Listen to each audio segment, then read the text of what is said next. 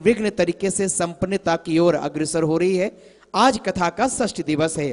तो आइए श्री सनातन धर्म समिति एवं रोहड़ू के स्थानीय भक्तजन और नर सेवा नारायण सेवा संस्थान परिवार आस्था भजन चैनल के माध्यम से देश और विदेश में बैठकर शिव महापुराण की कथा से जुड़ने वाले आप समस्त कथा प्रेमी बंधुजनों का हम बहुत बहुत अभिनंदन वंदन स्वागत करते हैं। और आपके घट में, आपके हृदय में, आपके मन में परमपिता परमेश्वर भगवान श्री नारायण, श्री जगदीश्वर मर्यादा पुरुषोत्तम श्री राम, लाडले कृष्ण कन्हैया ऐसे अवगरदानी भोलेनाथ विराजमान हैं। उनको भी हम चरण वंदन करते हैं, अभिनंदन प्रणाम करते हैं। और आप सभी भक्तजनों से मैं आग्रह करूंगा कि पूज्य महाराज श्री के स्वागत में एक बार जोरदार तालियां बजाकर हम सभी मिलकर दिल से अपने मन के भाव पुष्प व्यासपीठ को समर्पित करें। पूज्य महाराज श्री का स्वागत अभिनंदन वंदन करें। भक्ति और शक्ति के ये पावन पारंपरिक अलौकिक कथा शिव महापुराण की कथा प्रभु भोलेनाथ की कृपा से नर सेवा नारायण सेवा मानव सेवा माधव सेवा और बालिकाओं की सेवा ऐसी सच्ची मां भगवती की सेवा मां शक्ति की सेवा के लिए समर्पित की जा रही है। नारायण सेवा संस्थान परिवार जो विगत 33 वर्षों से उदयपुर राजस्थान में स्थित, जहां कहते हैं कि महाराणा प्रताप की शौर्य भूमि, 72,000 बच्चों का ऑपरेशन होना।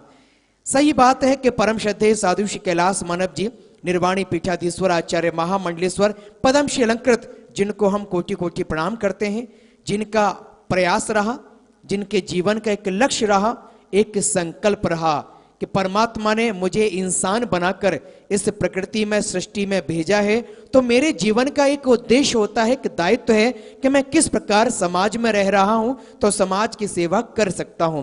तो उन्होंने समाज की सेवा के लिए लोगों से प्रार्थना की, आग्रह किया। तो आप जैसे समाज सेवी इस प्रकार के धार्मिक आयोजनों से जुड़े, चाहे वो श्रीमद् भागवत कथा हो, राम कथा हो, शिव महापुराण हो, या फिर पूज्य गुरुवर की वाणी से सेवा सत्संग प्रवचनों का लाभ अपने घर पर बैठकर प्राप्त करते रहे, हिंदुस्तान के श्रेष्ठ धार्मिक चैनलों के माध्यम से, और अपनी सेवाएं भी निरंतर संस्थान परिवार को पहुंचाते रहे, तब कहीं जाकर 3,72,000 बच्चों का ऑपरेशन होना ये कोई छोटी बात नहीं है। एक बच्चा नहीं, 100 बच्चे नहीं, 1,000 बच्चे नहीं, 3,72,000 जैसे दिव्यांग रोगी जन, जिसमें बहनें भी हैं भाई भी हैं, जो अपनी जिंदगी के उस दर्द और पीड़ा से कई वर्षों से लड़ रहे थे, दिव्यांगता से लड़ रहे थे, लेकिन जब वो उदयपुर पहुंचते हैं तो उनका निःशुल्क उपचार कराया जाता है। और देखिए सबसे बड़ी बात है, संस्थान परिवार में 3,72,000 बंधुओं का ऑपरेशन होना, 70,000 ऐसे रोगी जन किसी ना किसी एक्सीडेंटल केस में जिनका हाथ कट जाता है, पैर कट जाता है, कहीं बम ब्लास्ट होता है, कहीं सिलेंडर ब्लास्ट होता है, व्यक्ति पूरी तरह लाचार होता है। एक व्यक्ति जो बिजनेस करता है, जॉब करता है और व्यापार करता है, अपने पूरे परिवार का पालन पोषण करता है, भगवान ना करे किसी एक्सीडेंट में उसका हाथ कट जाए, पैर कट जाए, तो समझ सकते हैं कि वो व्यक्ति शारीरिक तौर पर लाचार होता है, लेकिन मानसिक तौर पर पूरा घर पीड़ित हो जाता है। तो ऐसे व्यक्तियों के लिए कृत्रिम हाथ पैर बनाकर, यानी कि आर्टिफिशियल लिम्ब बनाकर संस्थान परिवार निःशुल्क वितरण करती है।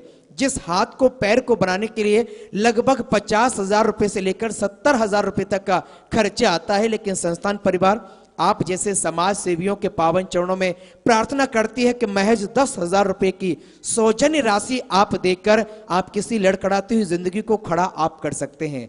संस्थान परिवार सिर्फ दिव्यांग बंधुओं के ऑपरेशन ही नहीं करती, ऐसी कृत्रिम हाथ पैर देने का बहुत ही सुंदर कार्य भी करती है।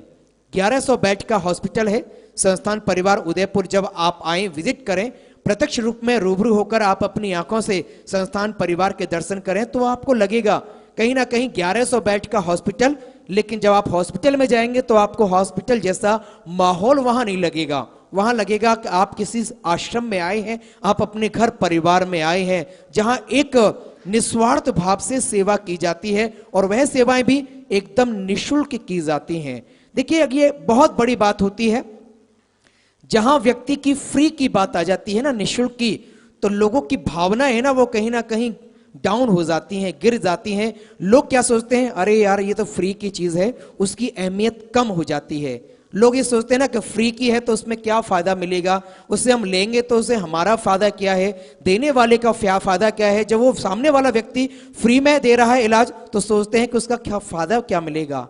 निशुल्क कहने में 3.5 शब्द हैं, लेकिन वही निशुल्क किसी के चेहरे की मुस्कुराहट वापस कर सकता है, वही निशुल्क माता पिता के सपनों को पूरा कर सकता है। उसका हम कहते हैं ना कि यदि एक तराजू में हम कितनी भी जिंदगी के ऐसो आराम धर दें और एक वही 3.5 शब्द निशुल्क जो 3,72,000 बच्चों की जिंदगी को संवार सकते हैं, उसको निशुल्क शब्द को रखते हैं तो कहीं ना कहीं पलड़ा वो निशुल्क शब्द का भारी रहेगा। उसमें इतना अपने आप में वजन आ जाता है। लेकिन लोग क्या सोचते हैं कि जहां फ्री में इलाज होता है, निशुल्क इलाज होता है, तो क्या होता होगा संस्थान परिवार में। आप आइए, अपनी आंखों से देखिए। यहां हम जो मंच से आपको अवगत कराते हैं, बताते हैं, वो तो कुछ भी नहीं है। 25% आप हमारी बातों पर यकीन करके, आप यकीन करेंगे, विश्वास करेंगे, तब कहीं जाकर संस्थान परिवार की मदद करेंगे। जब आपको वहां लगेगा तो आपको महसूस होगा कि 100% कार्य सेवा का किस उत्साह के साथ, किस उमंग के साथ परम श्रद्धेय साधु श्री कैलाश मानव जी, संस्थान परिवार के ग्लोबल प्रेसिडेंट प्रशांत भैया जी और ऐसे पूज्य गुरुवर, संत प्रवर, आचार्य प्रवर जो निरंतर भगवत कथा, राम कथा, शिव महापुराण की कथाओं के माध्यम से जन चेतना को जोड़ते हैं, प्रत्येक आप जैसे भक्त जनों को जोड़ते हैं और प्रार्थना करते हैं कि आइए आप भी नारायण सेवा संस्थान परिवार के एक परिवार का अभिन्न अंग बने, परिवार के सदस्य बने और दिल से अपनी दुआएं समाज की सेवा के लिए समर्पित करें। और देखिए, सेवा करने के लिए मैं अक्सर कहा करता हूं, धन की नहीं, रुपये की नहीं, आपकी श्रद्धाओं की बहुत आवश्यकता है। यदि आपका प्रेम जब तक उनसे नहीं होगा तो आप कैसे भी मदद नहीं कर पाएंगे, क्योंकि प्रेम परिचय को पहचान बना देता है।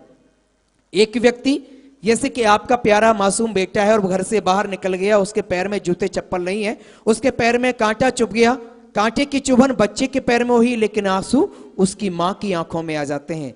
क्या है वहां? ममता का रिश्ता है, खून का रिश्ता है। लेकिन नारायण सेवा संस्थान परिवार में खून का रिश्ता नहीं, प्रेम का रिश्ता है, मानवता का रिश्ता है। और वो रिश्ता कैसा है? प्रेम परिचय को पहचान बना देता है।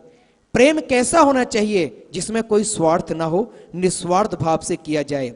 प्रेम परिचय को पहचान बना देता है, प्रेम वीराने को गुलिस्तान बना देता है। हम अपबीती कहते हैं गैरों की नहीं दोस्त, प्रेम अगर दिल से सच्चा हो तो पत्थर में भी भगवान दिखा देता है। प्रेम परमात्मा से करते हैं ना, वैसे तो पत्थर की वो प्रतिमा होती है, लेकिन उस भगवान से हमारा एक दिल से रिश्ता होता है, एक प्रेम होता है। तो पत्थर की प्रतिमा में भी हमें अपने आराध्य, अपने इष्ट प्रभु भोलेनाथ दिखाई देते हैं। क्यों दिखाई देते हैं? वहां हमारा दिल से रिश्ता जुड़ा हुआ है, वहां खून का रिश्ता नहीं है, वहां प्रेम का रिश्ता जुड़ा हुआ है। और उसके लिए हमें नजरिए बदलने की आवश्यकता है। संसार की आंखों से हम अपने भगवान के दर्शन नहीं कर सकते, मन की आंखें खोलनी होंगी तब हम अपने भगवान के दर्शन कर सकते हैं। तो आइए, इस कथा के माध्यम से आप अपने मन की आंखें खोलें और उन लड़खड़ाती हुई जिंदगी में भी अपने आराध्य, अपने इष्ट, अपने जगदीश्वर, अपनी माता शक्ति के दर्शन करें और उनके चेहरे की मुस्कुराहट के लिए यथा योग्य तेरा तुझको अर्पण क्या लागे मेरा। आपने जो मेहनत की है, कर्म किया है, माता पिता के आशीर्वाद से जिस धन का संचय किया है, उसका छोटा सा अंश निकालकर समाज की सेवा के लिए आप समर्पित कर सकते हैं। इसके लिए संस्थान परिवार के सेवा नंबर है 0294662222। इन पे आप कॉल कर सकते हैं या फिर अपने एंड्रॉयड मोबाइल फोन के माध्यम से आप गूगल प्ले स्टोर में जाएंगे, संस्थान परिवार की साइट को भी आप डाउनलोड कर सकते हैं www.narayanseva.org और इस पर संस्थान परिवार की आप विजिट कर सकते हैं। घर बैठे संस्थान परिवार के अवलोकन आप भी कर सकते हैं। और जितने भी पूज्य महाराज श्री के अनुयायी हैं, शिष्य परिवार हैं, भक्त परिवार हैं, वह भी चाहते हैं कि इस प्रकार का आयोजन चलिए। हम पहले भी कथा करा चुके हैं महाराज श्री की, लेकिन इस प्रकार का सत्संग, ये कथा जो समाज की सेवा के लिए समर्पित की जाती है, पूज्य महाराज श्री का आगमन एक बार फिर से आपके अपने गृह क्षेत्र में हो, वह कथाएं समाज की सेवा के लिए समर्पित की जाएं, तो पूज्य महाराज श्री के ऑफिस के नंबर और नारायण सेवा संस्थान परिवार के सेवा नंबर पर आप संपर्क स्थापित कर सकते हैं। तो आइए अब मैं अपनी वाणी को विराम देता हूं और षष्ठ दिवस की कथा में पूज्य महाराज श्री के पावन सानिध्य में श्री मंगलाचरण के साथ हम प्रवेश करते हैं। एक बार प्रेम से और भाव से दोनों हाथ ऊपर उठाकर कृष्ण कन्हैया लाल की, श्याम प्यारे की, हर हर महादेव।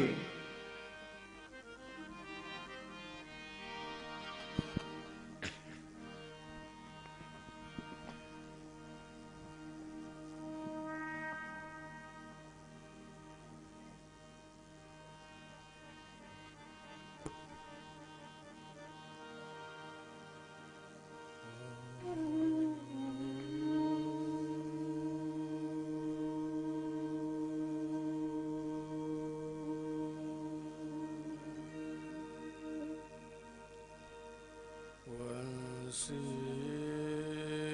विभूषित करो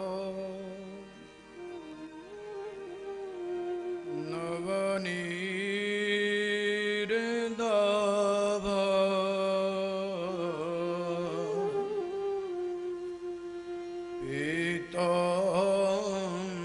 पीताम्बरा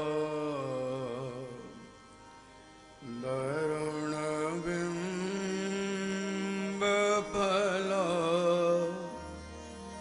दरोष्टा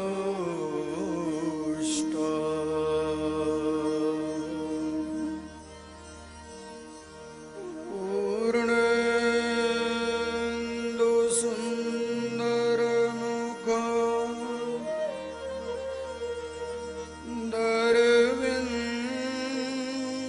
दरविन्दनेत्रा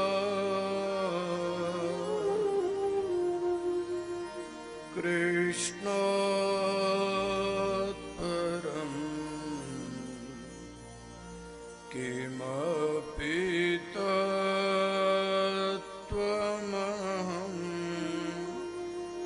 न जाने।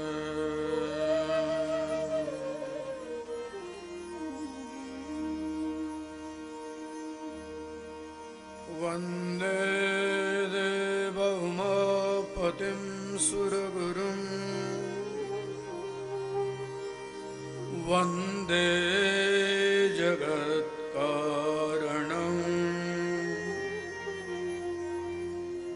वन्दे पन्नगभूषणं मृगवरा वन्दे पशूनां पतिम्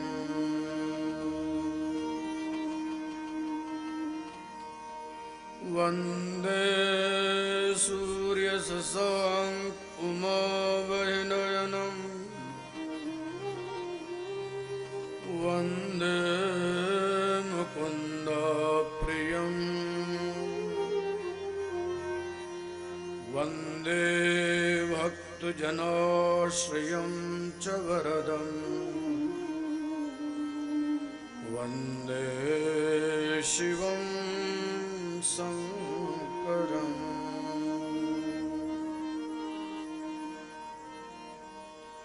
अतुलितबलधामम्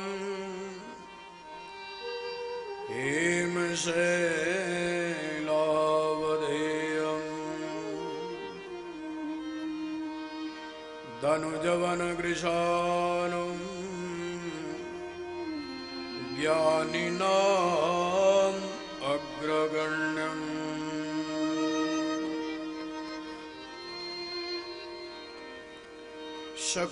सकलगुणनिधानं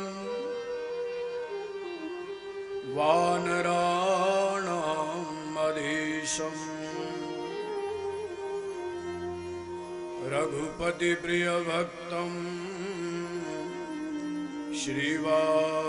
श्रीवातजातं नमामि।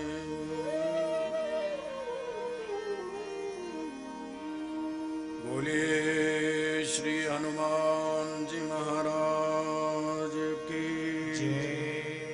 श्री द्वारिकाधीश की जय। श्री गौरी शंकर भगवान की जय। श्री शिव महापुराण की जय। शिकडू देवता की जय। सिद्धचार महासो की जय। गंगा मैया की जय। यमुना मैया की जय। महेश्वर देवता की जय। भीमा काली माता की जय। श्री बोंद्रो देवता की जय। आटेश्वरी माता की जय। काशी विश्वनाथ की जय। गौ माता की जय। भारत माता की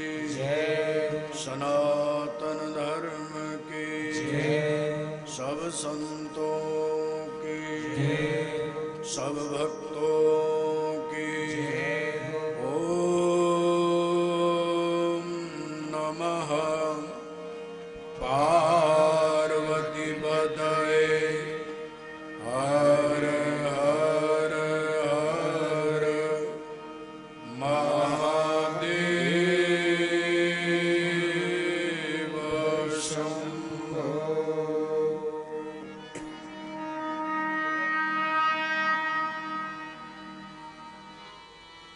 ओम नमः शिवाय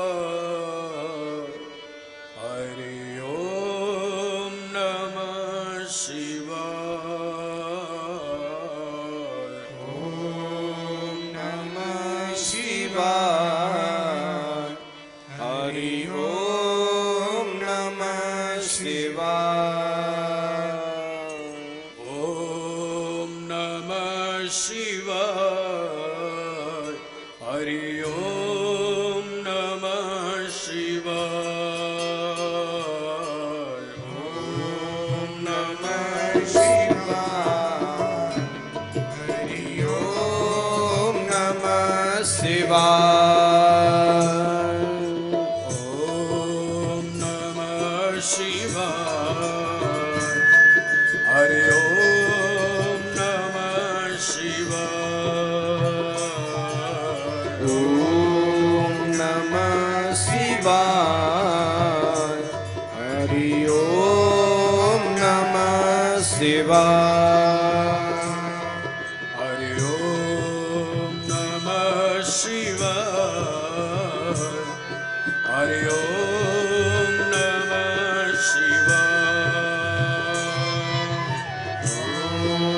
नमः शिवाय हरि ओम नमः शिवाय।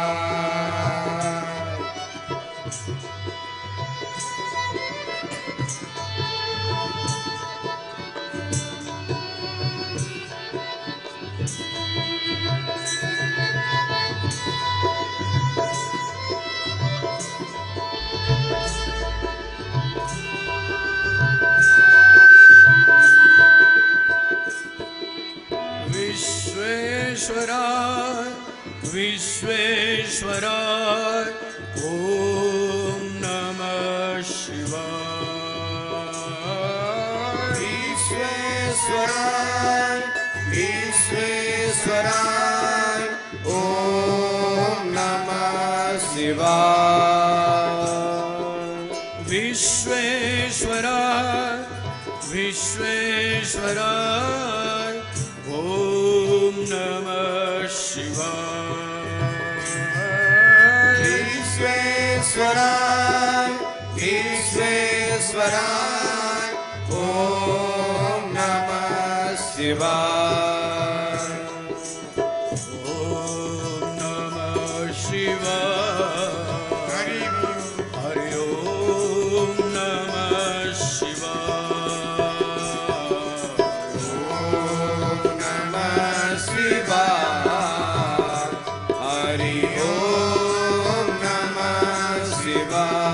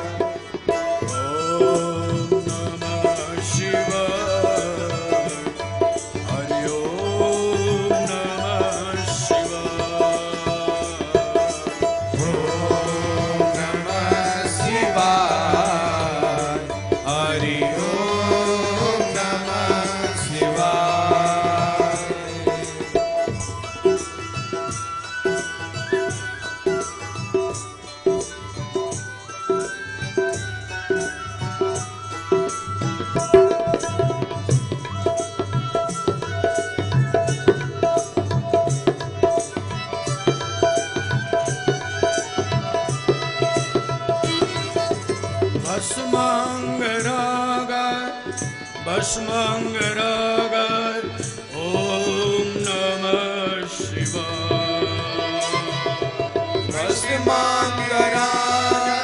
भस्मांगरा ओम नमः शिवाय भस्मांगरागाय ओम नमः शिवाय भस्मांगरागाय ओम नमः शिवाय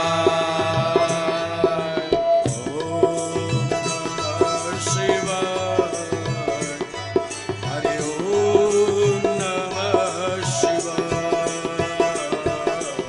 ओम नमः शिवाय हरि ओम नमः शिवाय हरि ओम नमः शिवाय हरि ओम नमः शिवाय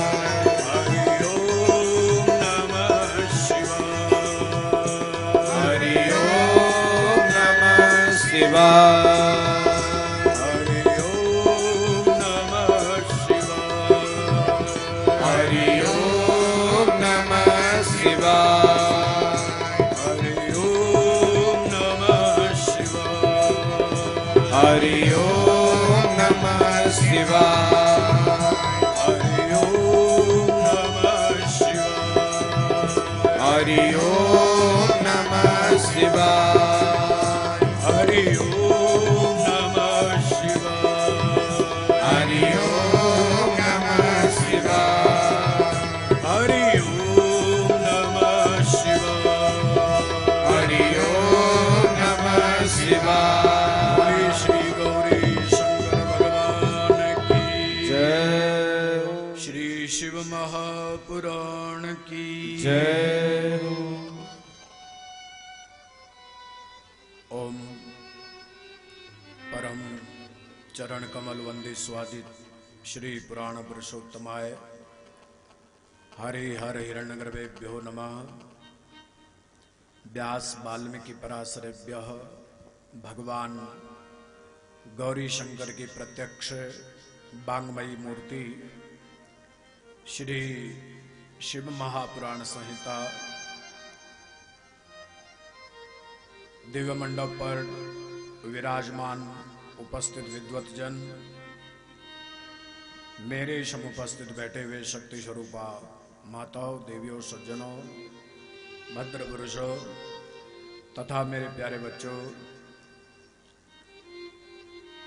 आस्था भजन चैनल के माध्यम से देश विदेश में सभी भक्तजन श्रवण जो कर रहे हैं, उन सबको भी और आप सबको भी व्यासपीठ से मोहन मिश्रा का सादर प्रणाम, अभिवादन। आइए कथा का शुभारंभ करते हैं। आप लोग कल श्रवण कर रहे थे शिवलिंगों की कथा, ज्योतिर्लिंगों की कथा। आप बता सकते हैं कितने शिवलिंग की कथा आपने कल तक श्रवण करी थी?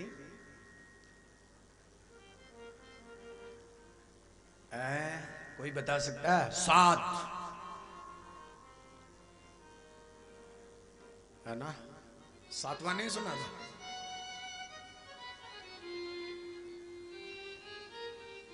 और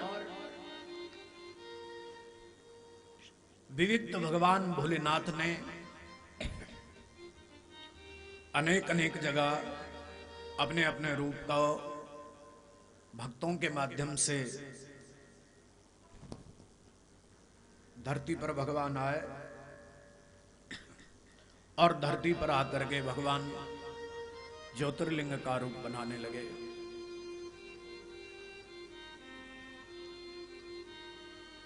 आज चलते हैं पुनः फिर काशी। काशी की कथा हम आपको कल कह रहे थे, किंतु काशी की कथा कहते कहते यहां क्या हो गया कि काशी में जब भोलेनाथ तप करने लगे तो पत्नी मायके चली गई। पत्नी कौन थी भगवान की? पार्वती। पार्वती किसकी बेटी है? पर्वतराज हिमालय की बेटी है। पर्वतराज जो हिमालय है, उस हिमालय की बेटी का नाम पार्वती है। और पार्वती मायके में ही रह गई कुछ दिन। शंकर जी लेने ही नहीं आए।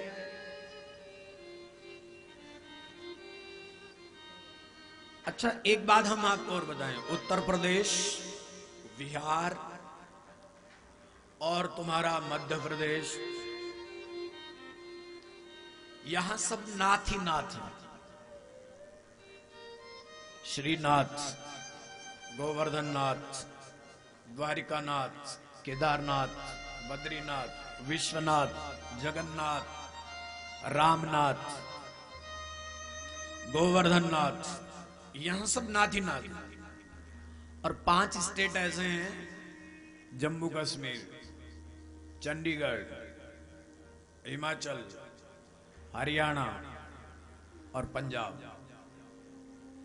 यहां माता ही माता है कि नहीं? कभी देखा आपने? यहां सब माता ही माता है। नैना देवी, ज्वाला देवी, चिंतपूर्णी देवी, कांगड़ा देवी, है कि नहीं है? बोलो जरा। मनसा देवी, चंडी देवी, यहां सब देवी देवी। तो सीधा सीधा मतलब है कि ये जो हिमाचल प्रदेश है, ये भगवान शंकर की ससुराल भी है। और मायके में बेटी जब पार्वती जी रही तो पार्वती जी को कष्ट हुआ। आखिर बेटी की शोभा कहां होती है? ससुराल में होती है। और ससुराल में भोलेनाथ ले ही नहीं गए।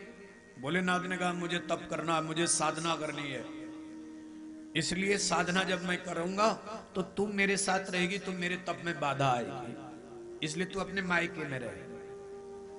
और तब पार्वती जी पर्वतराज हिमालय के घर में कई दिनों तक रही।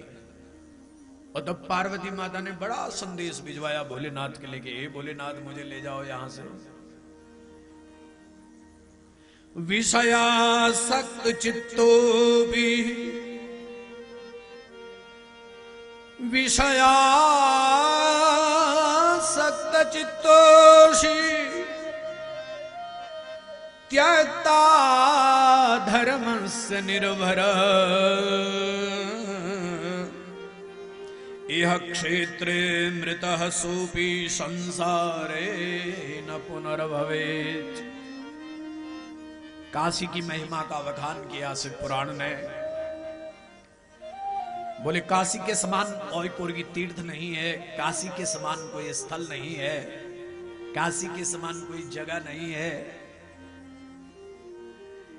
इसलिए पार्वती माता भी हाथ जोड़ रही कि हे भोलेनाथ, अगर मेरा भाव, मैंने बचपन में बहुत तप किया और तप करने के बाद आप हमें प्राप्त हुए, और अब आप इस प्रकार छोड़कर हमें जा रहे हो, हम मायके में क्या करेंगे यहां रह करके? हे भोले बाबा,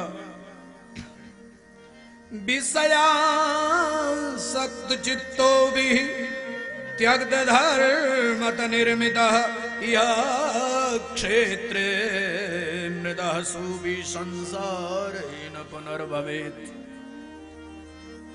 अरे काशी में रहने का सौभाग्य मिल रहा है, हे भोले बाबा, आप मुझे वहां बुलाओ। जप ध्यायान विहीनानाम ज्ञान वर्जित चेतसाम ततो दुख हतानाम च गतिर्वाराणसी गृणाम। गतिर्वाराणसी गृणान गतिम वाराणसी गिरान। काशी में जो मरता है वो इस भवसागर में पुनः दोबारा नहीं आता है। अर्थात सीधे सीधे वो भगवान के दिव्य चरणों में निवास करता है और भगवान के दिव्य चरणों में ही सदा सर्वदा वहीं रहता है। तीर्थानाम पंचके सपम विश्वेशम आनंद कानने दशाश्वमेध लोलार्कम केशव बिंदु माधव। 5 प्रकार के तीर्थ काशी में हैं और उन 5 प्रकार के तीर्थों का भगवती पार्वती को याद आ रही है और तब भोलेनाथ भी थोड़ा सा विचलित जैसे हो गए। वैसे भगवान तो ध्यान और समाधि का केंद्र है भोलेनाथ, पर फिर भी कहते हैं ना कि जब दिल से कोई याद करता है तो उसकी याद उस तक पहुंच जाती है और धीरे धीरे भोलेनाथ की आंख खुल गई। और जब आंख खुली तो नंदी जी को भेजा कि हे नंदी जी आप जरा हिमाचल प्रदेश जाओ। और इतने सौभाग्य की बात है, काशी ने हिमाचल प्रदेश के लिए नंदी जी को भेजा। उत्तराखंड से कथा सुनाने वाले आए और काशी से ही साक्षात भोलेनाथ शिव महापुराण के रूप में आप लोगों के बीच में पधारे। आइए नंदी जी का भी स्वागत है। यहां से पार्वती माता को ले जाएंगे। पार्वती का अर्थ गोस्वामी जी कर रहे हैं कि पार्वती क्या है? बोले पार्वती श्रद्धा है। क्या है? बोलो ना, पार्वती क्या है? श्रद्धा है। श्रद्धा का जन्म अगर हुआ है तो हिमाचल में हुआ है। श्रद्धा अगर है तो हिमाचल है और विश्वास अगर है तो काशी है। श्रद्धा विश्वास रूपिणो, भगवान शंकर विश्वास का प्रतीक है और माता पार्वती श्रद्धा का प्रतीक है। इसलिए मेरी बहनों भाइयों देवियों सज्जनों, आप सभी श्रद्धा और विश्वास का प्रतीक है।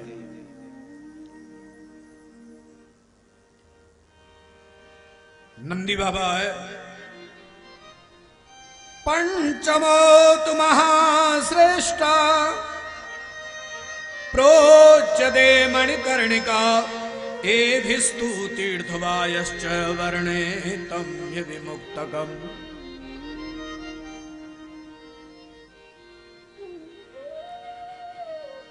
और तब पार्वती माता खूब सजी।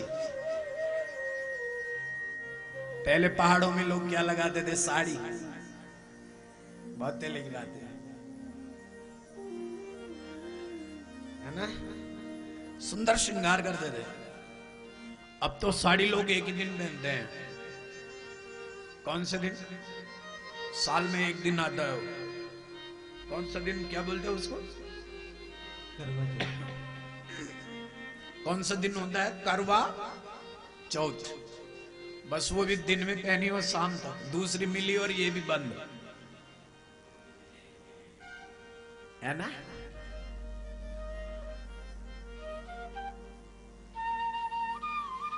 इसलिए श्रृंगार और संस्कार हमारी बहनों के लिए श्रृंगार है। श्रृंगार करना चाहिए। पुरुषों को भी श्रृंगार करना चाहिए, लेकिन श्रृंगार के साथ साथ संस्कार को छोड़ना नहीं चाहिए। संस्कार और श्रृंगार जिसके जीवन में है, श्रद्धा और विश्वास उसके जीवन में अपने आप समा जाते हैं साहब। संस्कार और विश्वास अपने आप उसके मन में समा जाते हैं। पार्वती माता को लेने आए नंदी और ले गए यहां से। जैसे माता काशी में गई, काशी में जाकर भोलेनाथ के संग रहने लगी।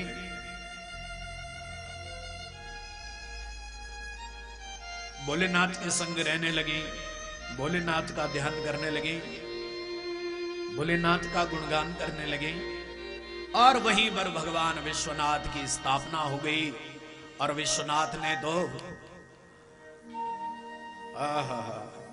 विश्वनाथ काशी की नगरी यहां अनेकों अनेकों विद्वान, हमारे भारत की प्रथम जो हिंदू विश्वविद्यालय, ये सब यही हुए।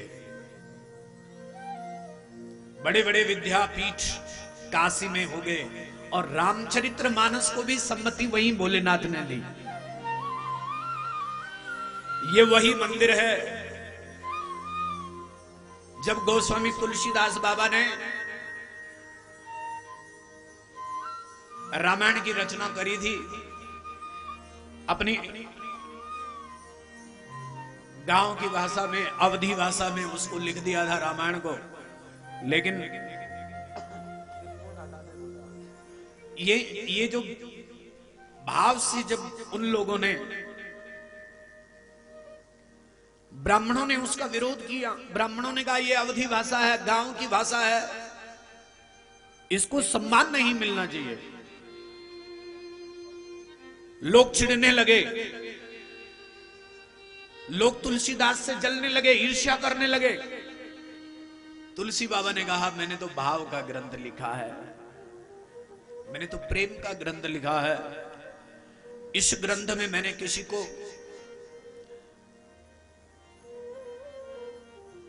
को भी मैंने अपने को ही सब कुछ कहा। गोस्वामी ने, तुलसीदास ने, रामायण जब आप पढ़ते हैं तो अपने आप को ही बुरा भला सब तुलसीदास ने कहा, लेकिन कभी किसी को कुछ नहीं कहा। और जब सब लोगों ने तुलसीदास जी का विरोध किया तो तुलसीदास जी ने कहा ऐसा करते हैं कि आप सबके ग्रंथ भी जो संस्कृत में लिखे हैं और जो मैंने भी लिखा है, इसको एक दिन काशी के मंदिर में अंदर बंद कर देते हैं। सुन रहे कि नहीं? बोलो जी। मंदिर में बंद कर देते हैं। अच्छा, पंडित लोग भी इतने ईर्ष्यालु थे कि उन लोगों ने क्या किया कि रामचरितमानस को नीचे नीचे करते गए, ऐसा ढेर लगा दिया सब ग्रंथों का।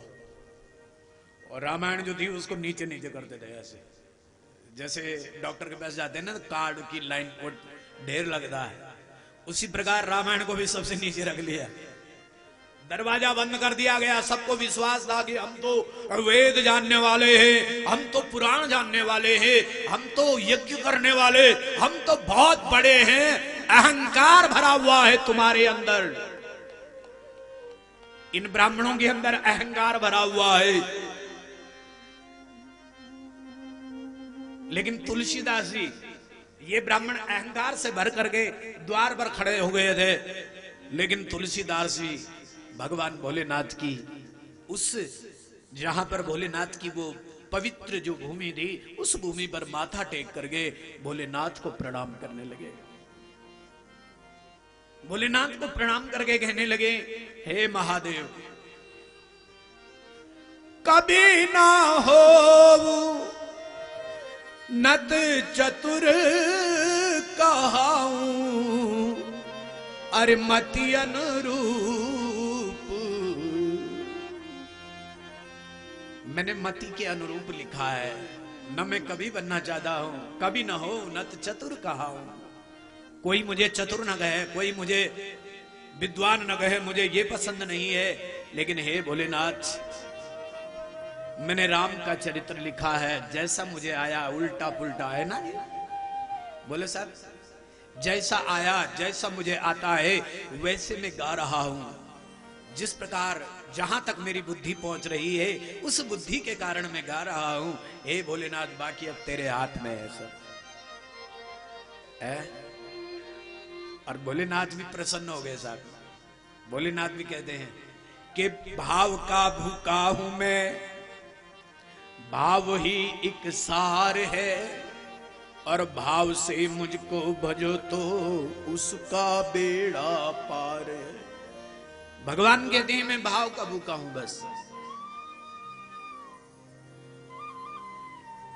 कोई मुझे भाव से पुकारे, कोई मुझे प्रेम से पुकारे, कोई मुझे प्रसन्नता से पुकारे,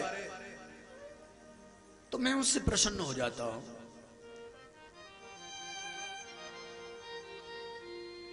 आहा, भोलेनाथ कहने लगे, हे तुलसी, तू क्यों घबरा रहा है? तूने मेरे प्रभु राम का चरित्र गाया है ना, और भाव से गाया है।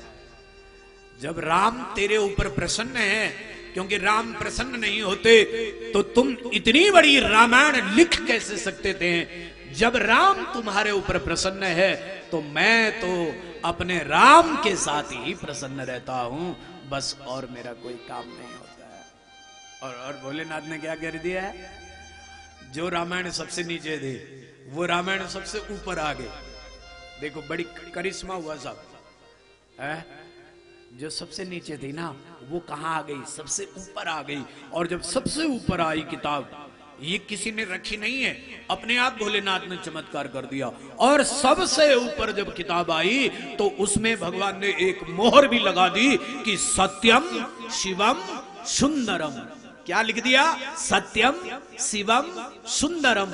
सुबह जब घंटी बजी, पंडितों ने दरवाजे खोले, जैसे खोले देखा तो सबसे ऊपर गोस्वामी तुलसीदास महाराज की बनाई हुई रामायण सबसे ऊपर रखी है, और उसमें लिखा हुआ है कि सत्यम शिवम सुंदरम। क्या लिखा है? सत्यम शिवम सुंदरम। इसलिए भगवान कहते हैं कि जो भाव से, जो प्रेम से, जो निष्ठा से मुझे भजता है, मैं उसके ऊपर प्रसन्न हो जाता हूं, मैं उसके ऊपर गदगद हो जाता हूं। तब भगवान प्रसन्न हो गए। हर हर महादेव शंभो काशी विश्वनाथ गंगे। हाथ उठाना पड़ेगा भैया, जय हो। काशी चल रहे हम शंभो काशी विश्वनाथ गंगे। हर हर महादेव शंभो काशी विश्वनाथ गंगे। हर हर महादेव शंभो काशी विश्वनाथ गंगे। देखिए हमारी बहनें जिनके हाथ खूब ऊपर जाते हैं, देवियों सज्जनों जय हो। गंगे हर हर महादेव शंभो काशी विश्वनाथ गंगे। हर हर महादेव शंभो काशी विश्वनाथ गंगे। काशी अमरनाथ गंगे। हाथ उठाइए ना थोड़ा। अमरनाथ गंगे। काशी अमरनाथ गंगे। काशी अमरनाथ गंगे। काशी अमरनाथ गंगे। जय भोले। अमरनाथ गंगे।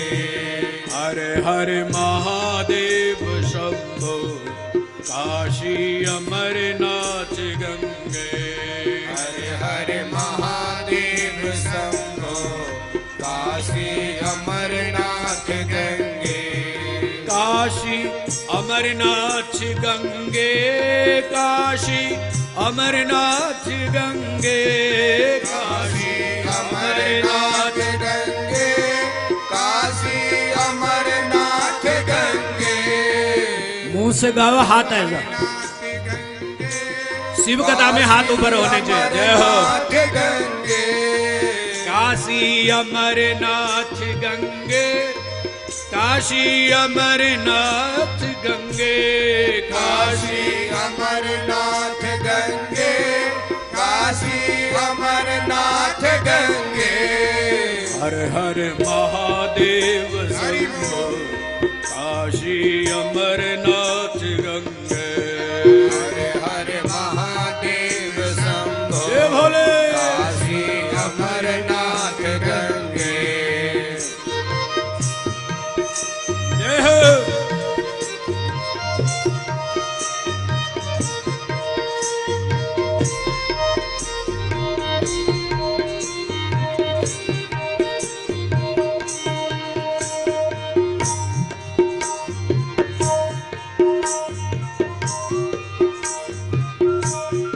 हर हर महादेव शंभो काशी विश्वनाथ गंगे। हर हर महादेव शंभो गाना है काशी सर। विश्वनाथ गंगे। हर हर महादेव शंभो काशी विश्वनाथ गंगे। हर हर महादेव शंभो काशी विश्वनाथ गंगे। हर हर महादेव शंभो काशी विश्वनाथ गंगे।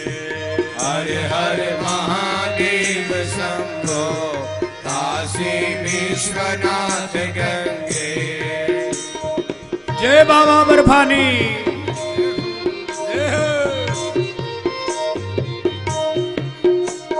भूखे को भोजन प्यासे को जय हो। हर हर महादेव। हर हर महादेव शंभो काशी विश्वनाथ गंगे। हर हर महादेव शंभो काशी विश्वनाथ गंगे। हर हर महादेव शंभो काशी विश्वनाथ गंगे। हर हर महादेव शंभो काशी विश्वनाथ गंगे। जय बाबा बर्फानी भूखे को भोजन प्यासे को पानी। जय बाबा बर्फानी भूखे को भोजन प्यासे को पानी। जय बाबा बर्फानी भूखे को भोजन प्यासे को पानी। जय बाबा बर्फानी भूखे को भोजन प्यासे को पानी। जय हो। हर हर महादेव शंभो काशी विश्वनाथ गंगे। हर हर महादेव शंभो काशी विश्वनाथ गंगे। हर हर महादेव शंभो काशी विश्वनाथ गंगे। हर हर महादेव शंभो काशी विश्वनाथ गंगे। बोलिए विश्वनाथ भगवान की जय। हर हर महादेव। जय बाबा विश्वनाथ। जय बाबा अमरनाथ। अच्छा, अमरनाथ जी की कथा सुनो। एक दिन हम आपको अमर कथा भी सुनाते हैं। विश्वनाथ जी में जल चढ़ाने का बड़ा फल है, और अगर वहां के विश्वनाथ में न जाओ तो यहां के विश्वनाथ में अवश्य जाओ। काशी, उत्तर काशी और गुप्त काशी। जय बाबा बर्फानी भूखे को भोजन प्यासे को पानी। लेकिन तभी दोगे ना जब आदमी ठीक रहेगा। भोजन भी तभी खाएगा ना आदमी खुशी से, जब ठीक रहेगा, जब हाथ ठीक होंगे, पैर ठीक होंगे, नाक ठीक होगी। और कितने बता रहे थे हमारे मिश्रा जी, 3 लाख कुछ बच्चे ऐसे हैं अभी जो जिनका ऑपरेशन होना बाकी है। सुन रहे कि नहीं? वो अच्छे बने, वो महान बने, उनका ऑपरेशन हो, उनके लिए दवाई मिले, है ना? आपको अच्छा नहीं लगेगा? बोलो जरा, है ना? बोलो। मुंडी कई लोग हिला रहे, कई बोल रहे क्या करें हम। बार बार सुनाते रहते हो, क्या करें हम। किसको अच्छा नहीं लगेगा? बोलो जरा। दूसरा अगर बढ़िया चले फिरे उठे बैठे तो किसको बढ़िया नहीं लगेगा? जय बाबा बर्फानी भूखे को भोजन प्यासे को पानी। भूखा भी तभी खाएगा जब ठीक रहेगा, प्यासा भी पानी भी तब पिलाओगे जब वो ठीक रहेगा। इसलिए विश्वनाथ जी की शरण में आप सब आए हैं। 12 ज्योतिर्लिंग में भगवान विश्वनाथ की कथा का आप श्रवण कर रहे हैं। इसलिए मेरी भी भगवान से भी प्रार्थना और आप सभी से प्रार्थना है कि नारायण सेवा संस्थान में जो बच्चे प्रतीक्षा में है, उनकी प्रतीक्षा टूट जाए बस। बाबा विश्वनाथ से यही मांगते हैं जी। और विश्वनाथ सबकी इच्छा पूर्ण करता है कि नहीं करता? जो संसार में मनुष्य नहीं कर पाता वो परमात्मा काम करता है। इंसान कितना भी करे, कितना भी कोशिश करे, लेकिन भगवान जब ज्यादा है तो सारे काम अपने आप हो जाते हैं, सब अपने आप हो जाते हैं, सब काम अपने आप हो जाते हैं। उसकी इच्छा रही तो तुम्हारे जेब से एक एक ऑपरेशन का पैसा अपने आप निकलेगा, पता ही नहीं लगेगा तुमको। सही बात, तुम पकड़ना जाओगे, रोकना चाहोगे नहीं, लेकिन पैसा जब जाना है तो जाना ही है। आइए अब चलते हैं 8वें शिवलिंग में, ज्योतिर्लिंग त्र्यंबकेश्वर भगवान की। जोर से बोलो ना, त्र्यंबकेश्वर भगवान की जय। यह ज्योतिर्लिंग महाराष्ट्र में है और नासिक से 30 किलोमीटर पश्चिम में है ये। आप सब लोग यहां से रोडों से भी कई लोग गए थे, नासिक है ना, नासिक की यात्रा, कई लोग तो हवाई जहाज से गए थे। तो नासिक में 2 हैं, कौन है? गौतम ऋषि। यहाँ जो कथा है वो गौतम ऋषि की है। गौतम ऋषि कैसे हैं? बड़े धर्मात्मा ऋषि हैं सब। गौतम ऋषि की पत्नी कौन है? अहिल्या। कौन है? अहिल्या। तो गौतम ऋषि बड़ी भगवान की साधना करते थे और अहिल्या जी थी तो बढ़िया थी, पर थोड़ा चंचल प्रवृत्ति की थी। जैसे हमारी बहनें माताएं सब थोड़ा मन में चंचलता होती है, लेकिन वही चंचलता शिव महापुराण की कथा में भी अहिल्या के पास भी चंचलता थी थोड़ा सा। और एक बार तो आप विश्वास नहीं करोगे, करना पड़ेगा आपको विश्वास। क्यों नहीं करोगे? जब हम बोल रहे तो करना पड़ेगा। एक बार की बात है कि संध्या कर रहे थे, पूजन कर रहे थे प्रातः। कौन? पति गौतम ऋषि क्या कर रहे थे? साधना कर रहे थे प्रातः। देखो संध्या भी 3 प्रकार की होती है, आप सब जानते हैं। तीन समय में भगवान का स्मरण करना ही चाहिए। प्रातः काल, मध्याह्न संध्या और सायं संध्या। प्रातः संध्या जब करते हैं तो माला यहां पर होनी चाहिए, नाभि के पास में। देखिए हमारे उत्तराखंड में बहुत विद्वान लोग हैं, बड़े बड़े ज्ञान, तत्व, भक्ति, यज्ञ सबको जानने वाले लोग हैं। प्रातः में जब हम माला जपते हैं तो नाभि के पास माला होनी चाहिए। ये ब्रह्म रूप है, ये जो हमारा नाभि है ये ब्रह्म रूप है, यहां पर माला होनी चाहिए। और मध्याह्न में कहां होनी चाहिए? हृदय में। यहां कौन? भगवान विष्णु है। आहा, यहां ब्रह्मा है और यहां विष्णु है। और संध्या के समय माला यहां रखनी चाहिए, माथे के पास ऐसे पकड़ के। यहां शंकर है। प्रातः ब्रह्मरूपिणी, हंस वाहिनी, गरुड़ वाहिनी और सायंकाल को वृषभ वाहिनी। प्रातः काल जब हम करते हैं तो ब्रह्मा जी हंस वाहिनी, हंस पर सवार हैं और वो ब्रह्म गायत्री है। मध्याह्न विष्णु गायत्री है, सायं शिव गायत्री है। और तीनों समय में तीनों देवताओं का ध्यान करना चाहिए साहब।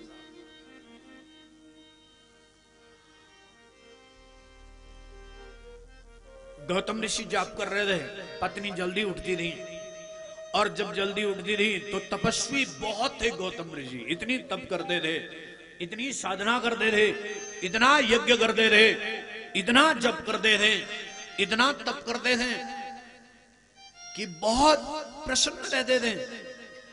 आज क्या पता क्या हुआ, भगवान ने हमेशा पत्नी क्या करती थी? साथ में सेवा करती थी। समझ रहे कि नहीं? तो पत्नी क्या करती थी? सेवा करने भी क्या है, अब पति झूठा जल्दी तो करना भी क्या है ना। पर पत्नी को उठना चाहिए साथ में। और संध्या के लिए जल रख लिया, पूजा पाठ के लिए थोड़ा वस्त्र, ठाकुर जी के लिए थोड़ा भोग रख लिया। थोड़ी थोड़ी तो मदद है ना, पति के साथ थोड़ा थोड़ा मदद करनी चाहिए। और वही मदद करती थी अहिल्या, खूब मदद करती थी। लेकिन देवराज इंद्र ने क्या कर दिया? पानी भरने जा रखी थी नदी के किनारे, और देवराज इंद्र ने, क्योंकि इंद्र का काम तो वही है, देवराज इंद्र ने क्या किया कि परीक्षा लेने लगा गौतम ऋषि की पत्नी की, और गौतम ऋषि का शरीर धारण कर दिया। और जब गौतम ऋषि की शरीर को धारण किया तो देवराज इंद्र को देख करके, अब इसने सोचा ये मेरा पति है, और थोड़ा वो हो ही जाता है ना, मेरे पति बोले यहाँ कहां से है, सुन रहे कि नहीं भाई, बोलो ना। हाँ, बोले बोले बोले मेरे पति यहाँ नदी के तट पर कैसे आ गए, इनको तो नदी के तट पर नहीं होना चाहिए था। और थोड़ा मन लग गया कि मेरे पति, अब हो ही जाता है, थोड़ा सा भी अगर डिस्टर्ब हुए तो समझो पातिव्रत्य धर्म नष्ट हो जाता है। और थोड़ा देर लग गई, पानी भरने में भी देर लग गई और साधना में भी देर लग गई। और जब देर लगी तो वो ऋषि गौतम ऋषि जो है सोच में पड़ गए। गौतम ऋषि ने कहा कि इतनी देर हो गई, पत्नी नहीं आई। और जब पत्नी जब आई वापस, तो पत्नी बड़ी प्रसन्न थी, खुश थी।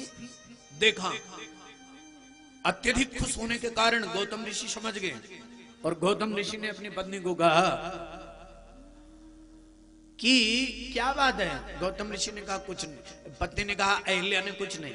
अरे कुछ तो है। नहीं नहीं कुछ नहीं, कुछ तो है, कुछ नहीं। मुझसे झूठ बोलेगी तू? नहीं नहीं नहीं नहीं महाराज कुछ नहीं। और गौतम ऋषि ने आंखें बंद कर दी, क्योंकि जब भ्रम होता है तो ब्रह्म कभी कभी झूठा नहीं होता है, ब्रह्म कभी कभी सही निकलता है। अस संशय जब कीन भवानी, भगवान भोलेनाथ भी कह रहे हैं, अस संशय जब कीन भवानी। जब ऐसा संशय भवानी ने किया तो शंकर जी ने कहा कि तो कि न जाए परीक्षा ले हो, जाओ और मेरे प्रभु की परीक्षा लो। संशयात्मक संशय जब उत्पन्न होता है तो उस संशय का निवारण होना चाहिए। गौतम ऋषि ने अपने नेत्र बंद कर दिए, और नेत्र बंद करके मन के चक्षु से देखने लगे। और जब मन के चक्षु से देखा तो पत्नी का जो मन था ना, वो देवराज इंद्र पर थोड़ी देर के लिए चला गया था। बस फिर क्या था, गौतम ऋषि ने हाथ में जल लिया, और जल लेकर के अपनी ही पत्नी को श्राप दे डाला और कहा, जा तू जड़ हो जा, तू पत्थर हो जा। और पत्नी देखते ही देखते पत्थर हो गई। पत्नी देखते ही देखते पत्थर हो गई। और जब पत्थर हो गई तो गिड़गिड़ाने लगी अपने पति के चरणों में, बचाओ बचाओ बचाओ बचाओ बचाओ महाराज बचाओ। ये क्या कर दिया तुमने? अरे पूर्व जन्म स्वयो विद्या, पूर्व जन्म स्वयो धनम, पूर्व जन्म स्वयो नारी, अग्रे धावती धावत। मेरे पिताजी कहते थे, बड़ा सुंदर श्लोक है, कि 3 चीज हमेशा पूर्व जन्म के संयोग से मिलती है। 3 चीज याद रखना। पत्नी, ये भी कई जन्मों से चलती रहती है, अगर इसको हटाना भी चाहे तभी नहीं हटती है, कोशिश भी करे तभी नहीं। पत्नी हो या पति हो, सुन रहे हो कि नहीं, ये पत्नी हो या पति हो, ये दोनों जन्म जन्मों से साथ चलते हैं। पूर्व जन्म स्वयो विद्या, पूर्व जन्म स्वयो धनम।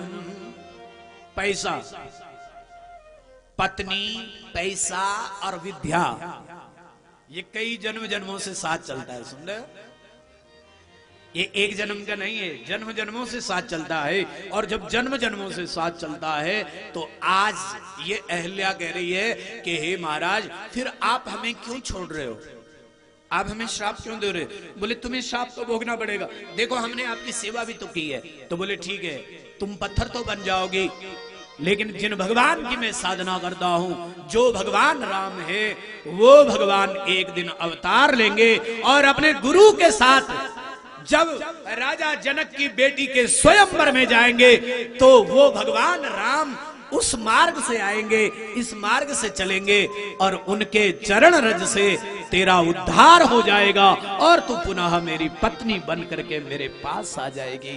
तो फिर पत्नी बन करके मेरे पास आ जाएगी। साहब पत्थर बन गई पत्नी, सुन रहे कि नहीं? क्या बन गई? पत्थर। अब लो, पत्थर पत्थर क्या है? अभी मिश्रा जी कह रहे थे कि पत्थर में भी जान आ जाती है, बोल रहे थे कि नहीं? एक पत्थर महासुदेवता में भी है, गोले, 2 गोले, उठा ही नहीं पाता उनको कोई। हम तो पत्थर में ही भगवान मानते हैं सब, पत्थर को ही। यहाँ कंकर कंकर शंकर, हर डाली यहाँ दिगंबर। यहाँ कंकर कंकर शंकर, हर डाली यहाँ दिगंबर। हर कंकर कंकर शंकर, हर डाली यहाँ दिगंबर। यहाँ कंकर कंकर शंकर, हर डाली यहाँ दिगंबर। ये देश भवानी का यहाँ श्रद्धा आई है। ये देश भवानी का, ये प्रदेश भवानी का श्रद्धा आई है। प्रदेश भवानी का, हिमाचल प्रदेश किसका? भवानी का, पार्वती का। प्रदेश भवानी का यहाँ श्रद्धा आई है। प्रदेश भवानी का यहाँ श्रद्धा आई है। ये देश भवानी का यहाँ श्रद्धा आई है। गाओ जरा। देश भवानी का, जिसका हाथ नहीं उठेगा ध्यान रखना भाई। आई है।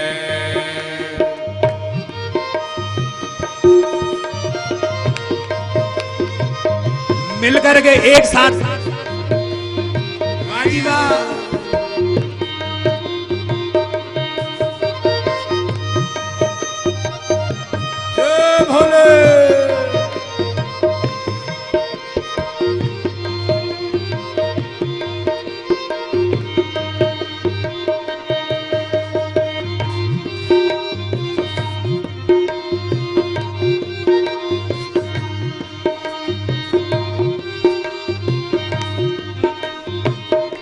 जय भोले। ये देश भवानी का यहाँ श्रद्धा आई है। ये देश भवानी का यहाँ श्रद्धा आई है। यहाँ कंकर कंकर शंकर, हर डाली यहाँ दिगंबर। यहाँ कंकड़ कंकड़ शंकर, हर डाली यहाँ दिगंबर। यहाँ कंकर कंकर शंकर, हर डाली यहाँ दिगंबर। यहाँ कंकड़ कंकड़ शंकर, हर डाली यहाँ दिगंबर। ये देश भवानी का यहाँ श्रद्धा आई है। ये देश भवानी का यहाँ श्रद्धा आई है। ये ऊंचे पर्वत दिखते, ये ऋषियों के तन तपते। ये जो